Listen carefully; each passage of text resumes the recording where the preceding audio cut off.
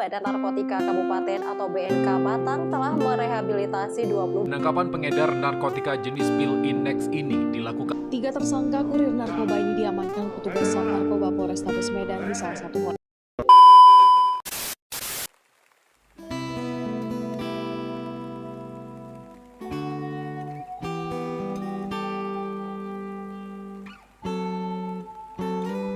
Penyalahgunaan narkoba bisa dikatakan hampir terjadi di seluruh negara di dunia dan Indonesia merupakan salah satu di antaranya.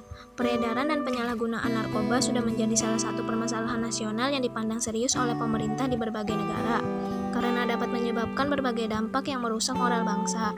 Di negara kita, masalah merebaknya penyalahgunaan narkoba semakin lama semakin meningkat.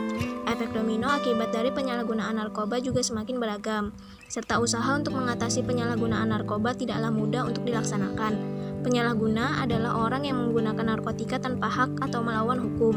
Ketika seseorang melakukan penyalahgunaan narkotika secara terus-menerus, maka akan merusak bukan hanya pada dirinya saja, tetapi juga orang lain yang ia ajak untuk mengonsumsi narkoba.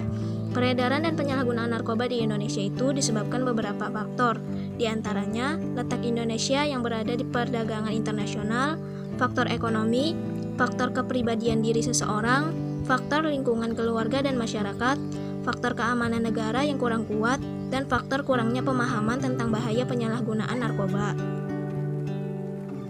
Dampak dari adanya peredaran dan penyalahgunaan narkoba pada bangsa dan sebuah negara dapat ditemukan dari berbagai aspek kehidupan yang akan membahayakan rakyat dan pemerintahan di dalamnya. 1. 70% pengguna narkoba ini berada di usia produktif.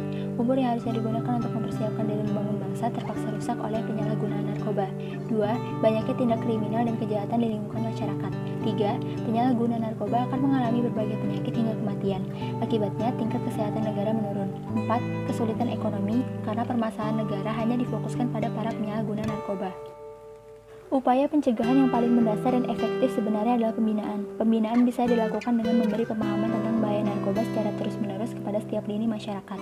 Usaha yang paling praktis apabila telah terjadi beberapa penyalahgunaan narkoba adalah penindakan. Program penindakan adalah program penindakan hukum kepada produsen, bandar, pengedar, dan pemakai narkoba. Selain itu, upaya yang bisa dilakukan adalah pengobatan dan pemulihan terhadap korban penyalahgunaan narkoba. Dengan pencegahan yang benar terhadap penyalahgunaan narkoba, negara bisa bangkit kembali dengan prestasi yang membanggakan dan kehidupan yang jauh lebih sehat.